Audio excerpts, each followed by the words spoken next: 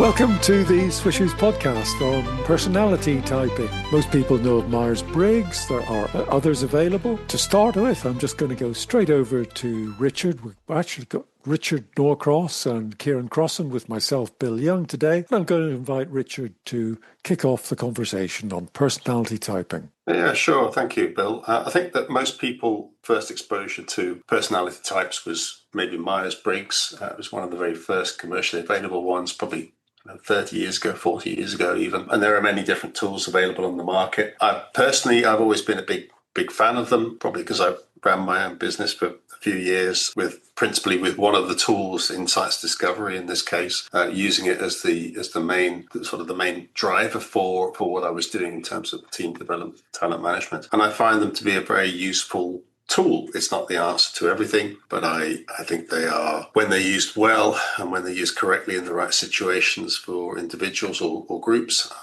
they can be a very powerful tool. Super. Ciaran, you once told me you'd done Myers-Briggs many times. I've been through Myers-Briggs. I think probably about 10 times I've had it done to me. I've tended to encounter them in recruitment events where I've been trying to get a job. So you get a personality type test.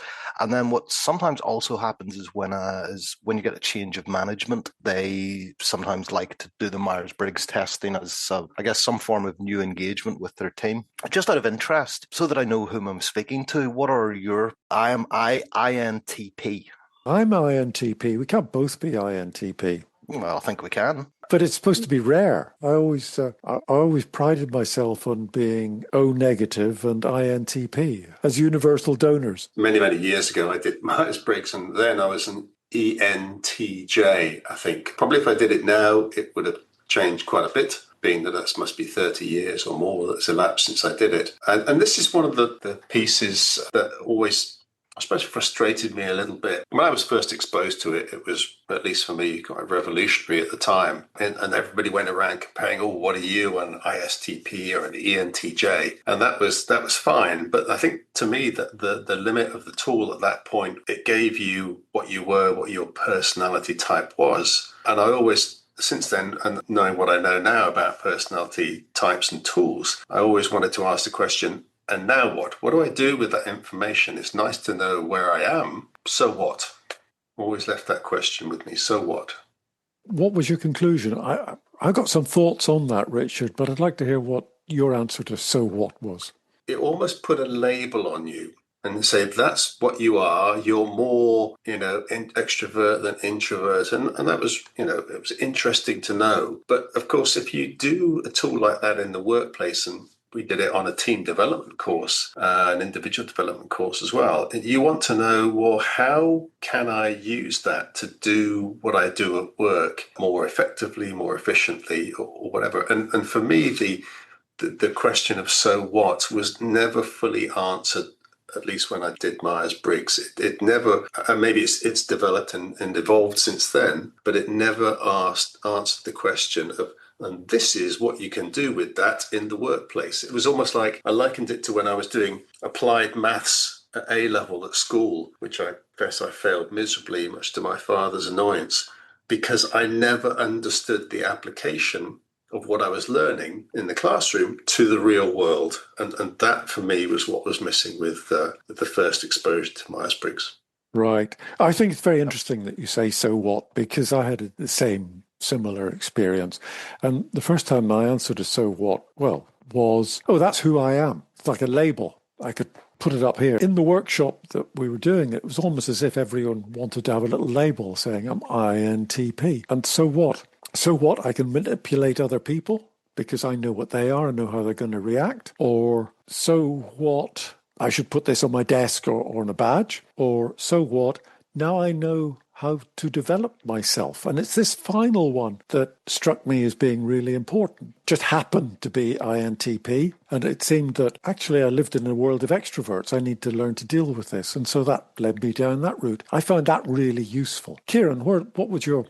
I've asked the so what question as well. What does that mean? I mean, I'd read somewhere that your personality, the sort of the inner wirings of your personality is kind of fixed at a very, very young age. You cannot change that. It can't be changed. But what you can change is how you behave. towards your external environment. For me, the answer that I got to the so what question was, well, this tells us your preferences for communication outwards and inwards. And if you know what other people's preferences are for communication outwards and inwards, you can communicate with them better. One thing that I've always been scared of with Myers-Briggs is, now I know that certain occupations or certain types of professionals and certain occupations will cluster around particular personality types. I think the introverted scientist or the introverted engineer is not an unknown personality type. Of course, nor is the extroverted engineer or the extroverted scientist. But I think there's certain clusters. What would worry me is a manager attempting to construct an organization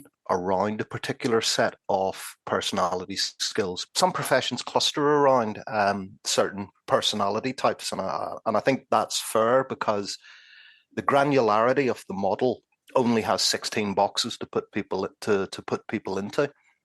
But one of the things that's kind of troubled me where a manager attempts to design an organization around a particular set of personality types. And I think that is very dangerous. I think something like that is kind of doomed to fail. The other part that sometimes troubles me about MBTI is it doesn't provide us with a sufficient indication of how that person is going to behave in terms of their individual behavior when they're in the workplace. I think there's other personality tests that should probably be used.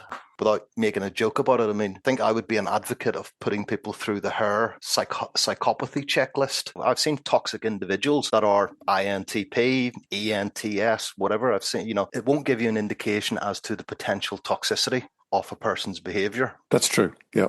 I do think there's other tests which are not personality types, but they're psychopathy tests. But I wanted to come back to you on this 16 types because my objection is not so much that people recruit to a type, but this classification into 16 seems to ignore people's lived experiences. Whilst I agree strongly with the idea that people have a basic personality type that is acquired early in life, an awful lot of learned experiences are actually about dealing with that in society. So you've got firstly a family and then a schoolroom and then a workplace where you have to interact with other people. And you tend to learn how your personality works with other people and adjust it accordingly. And all of that is missing. Sorry, not all of it, but a lot of that is missing from the way in which these personality tests are used. Now, an experienced practitioner of e.g. Myers-Briggs would say, no, you go to level 2. And that is all taken into account. I don't see too many people actually proficient enough to go to level 2. I see it as being people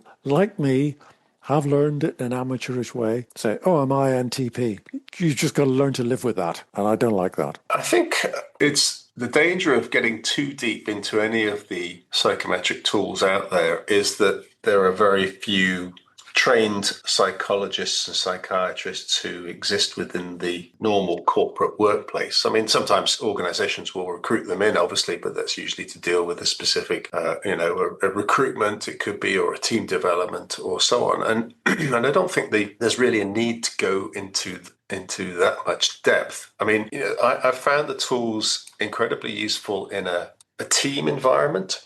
I think it can help to give people a feel of where they exist on a wheel, for example. I use the Insights Discovery Wheel as an example because I know the tool very well. All of the psychometric tools essentially use the same introversion, extroversion, sensing, intuition, thinking, feeling, judging, perceiving scales, or continuums is probably a better word. They're all based off Jung's work. I think that in a team environment, it can be interesting that sometimes you have a conflict between two people and you see them on a chart and you got them very opposite sides of the circle. And there's that aha moment when people see perhaps why they do have some conflict with an individual or individuals. But I think that the most useful method or the most useful piece of the tool goes down into individual development. It can be quite an eye-opener for people when they first read about themselves and understand how very accurate the tools are. Once you have this tool as a way of, I call it looking in the mirror, then that could be incredibly helpful to an individual in the workplace to understand how they may be perceived by others in terms of their, I don't know, communication style, their behaviours or whatever.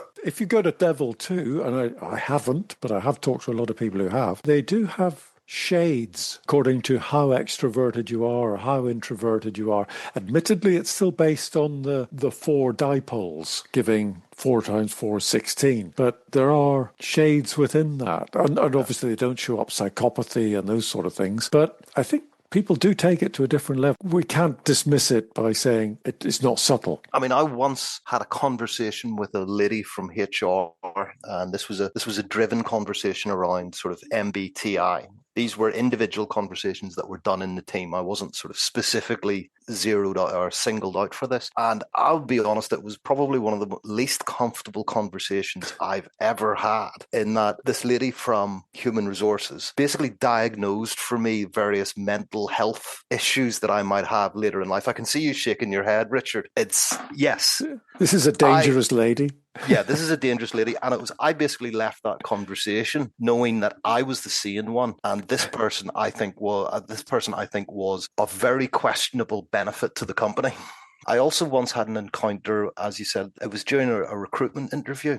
I'll not name the organization, but they had brought in a psychologist to administer the psychometric tests for the people at the second interview. This guy was, I don't know how you would describe it. He struck me as a bit of a blowhard. Had a lot to say about himself and not a lot to say about other people. Again, I had to sit through this interview, and this was the point where I decided, no, actually, I don't really want this job, and now I need to throw the interview. It's fascinating, isn't it, that sometimes the power of the information in a human resources professional, of which I happen to be one, can be very useful and also very, very dangerous. I mean, Ciaran's unpleasant experience of somebody, diagnosing him as mentally ill. I use that as a throwaway comment, but being left to feel somewhat inadequate after having feedback session is just completely counterproductive and not how these tools should be used at all, especially in the hands of what sounds like a very untrained professional, certainly not licensed to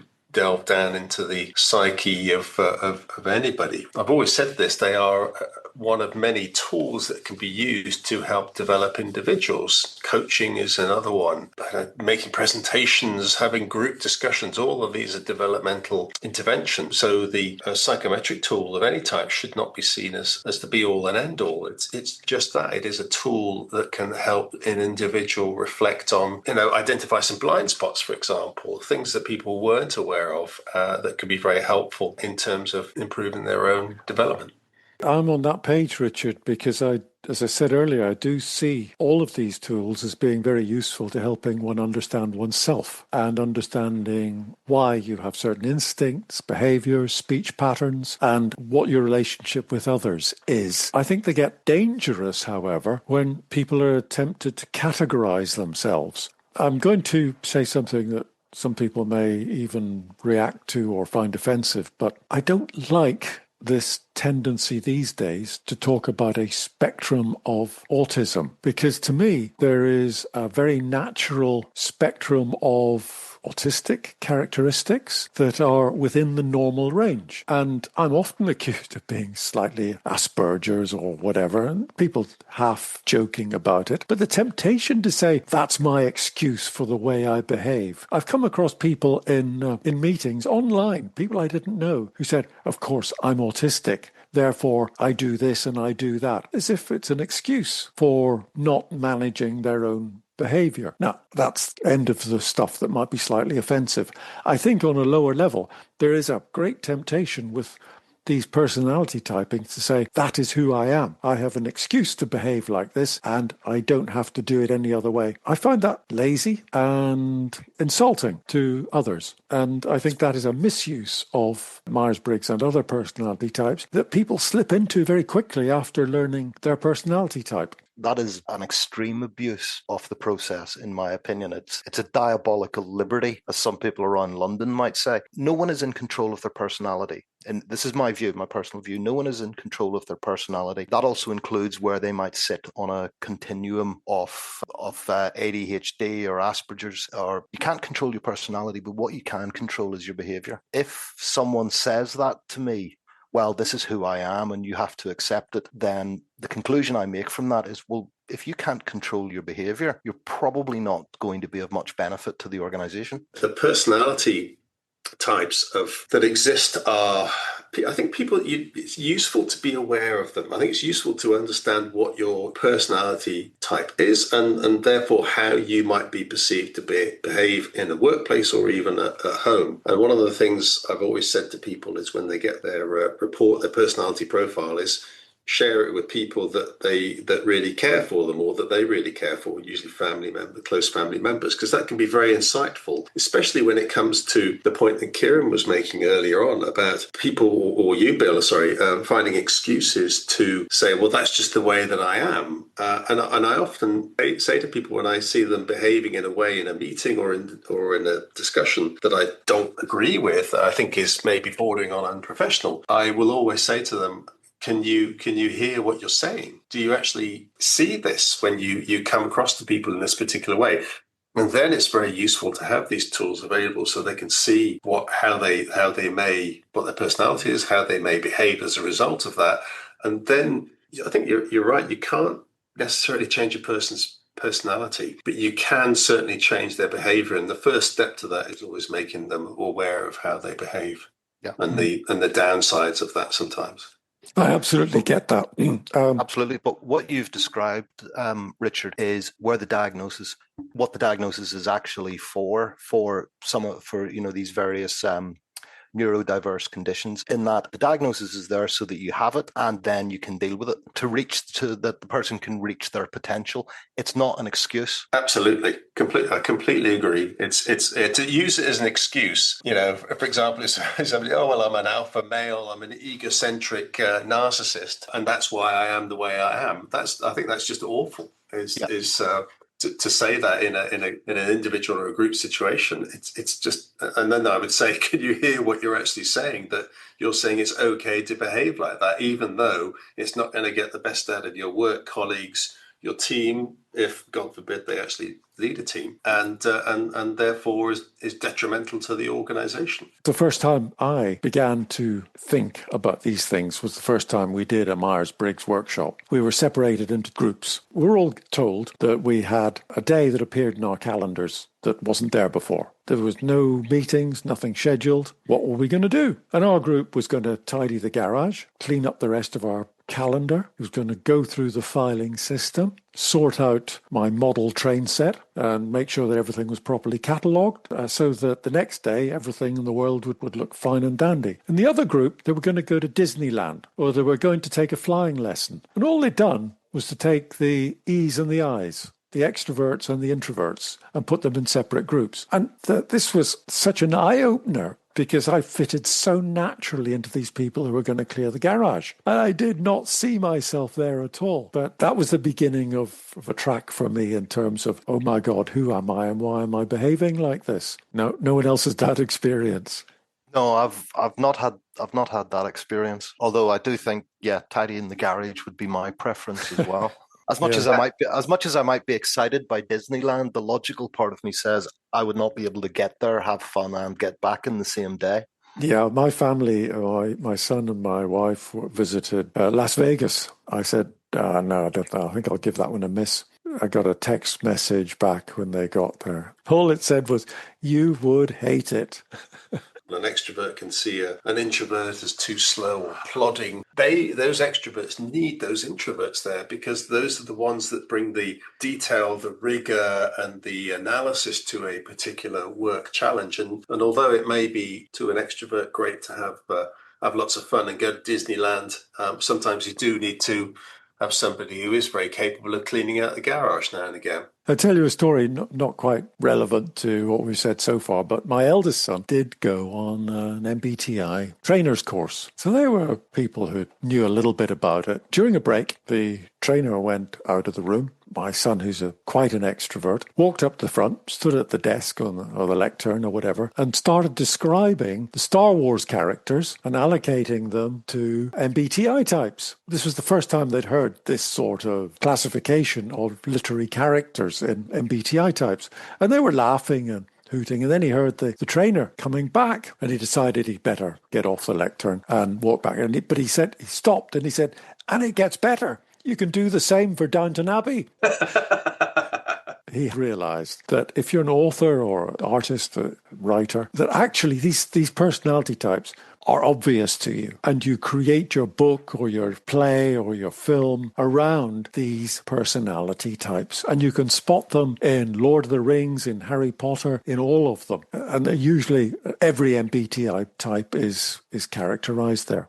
Just to build on your point, the best movies, the movies that you enjoy the most, is not necessarily the storyline. That's the best movies, best books that people enjoy the most. It's not necessarily the storyline, but it's the development of the characters as they pass through the storyline. And all classic literature is based around that.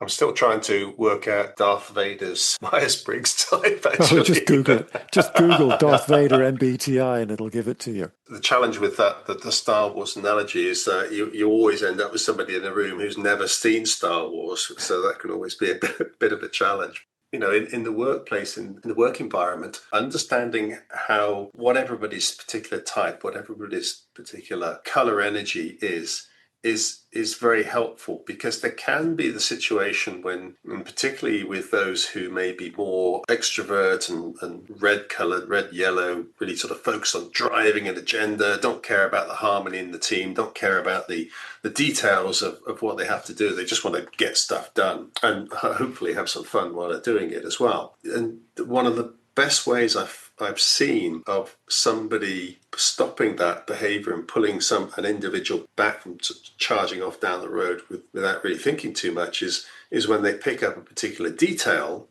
in a project or whatever that nobody has thought about before. And I think that's when the respect for that individual or that particular behavior or personality type can be very powerful.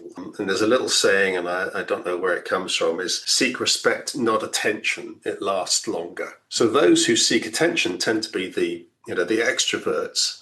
But at the same time, you can have somebody who's an introvert and they pick up on something and they gain a huge amount of respect. And that's why you need teams who are a real mixture of all of the different types and behaviours. I'm picking up a feeling from this that it is extremely useful to, especially people like you, Richard, who use it professionally, also to the rest of us to help us develop ourselves. But that there is a range of uses. At the very low end, there's people who just take it very amateurishly or very lightly, dip into it, abuse it slightly, get a bit of a kick out of classifying people, and that's it. It's flippant. At the other extreme, there are people who take it possibly too seriously and get locked into the methodologies and the analyses, and it all gets a bit too serious. Whereas in the middle, there is a really useful bit where people get an insight into their personality and their relationship with others and can use it. But it does seem to me to take a little bit of time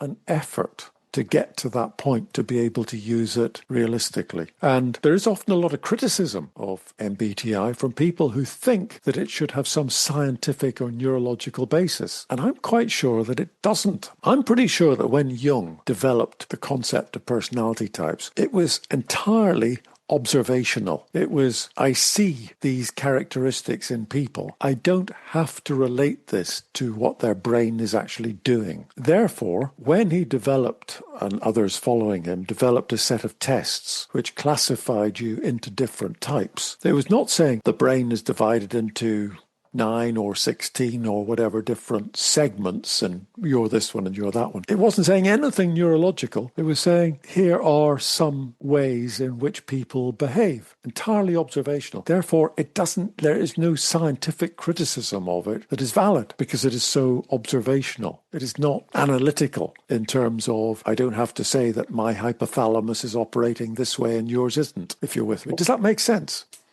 That's the criticism I hear people say there's no scientific basis. There isn't.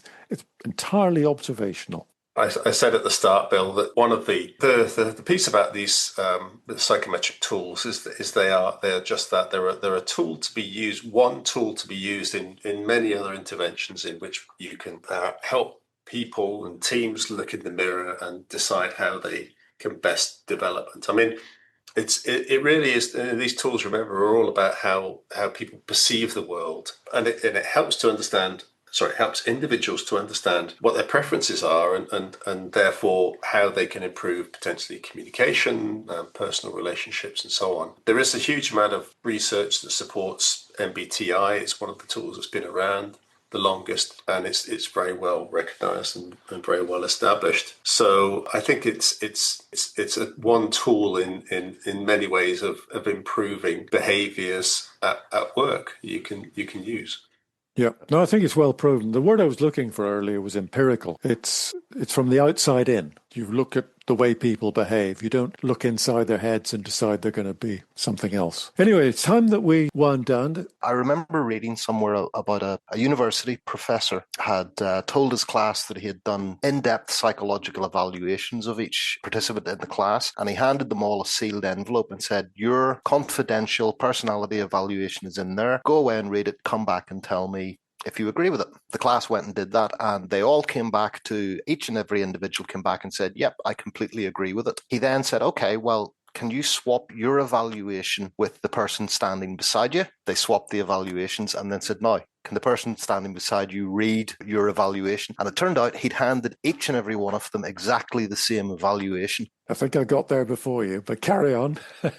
Which in some ways is kind of it's a counterfactual, I guess, a rather nasty trick that is often used to demonstrate that these sorts of personality tests are little more than pop psychology. I think you could probably do that with any personality test, just depending on how it's written. Yeah, probably could. Richard? I think I've said it before, so I'll say it again. These are great tools. They are well underpinned by years and years of research and evidence.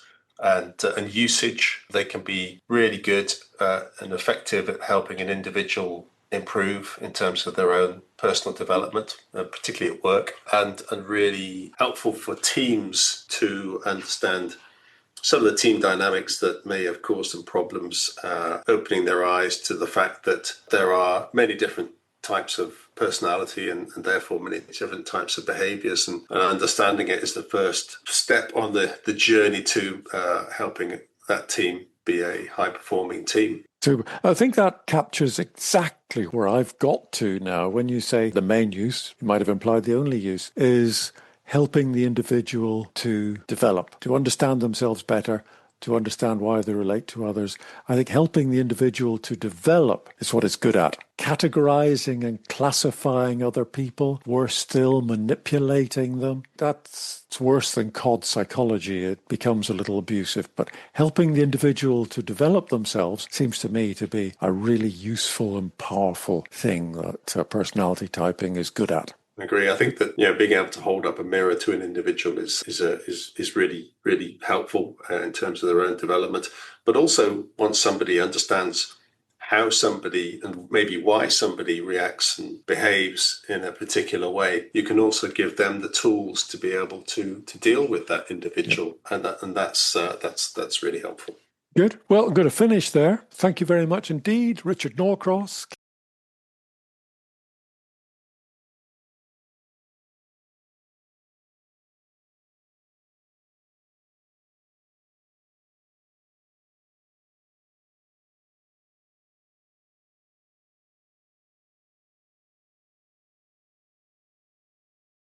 Ciaran Crossan, who joined me today, Bill Young, to talk about personality typing on the Swish Shoes podcast. I'm looking forward to the next topic, and I don't know what it'll be yet. Thanks all.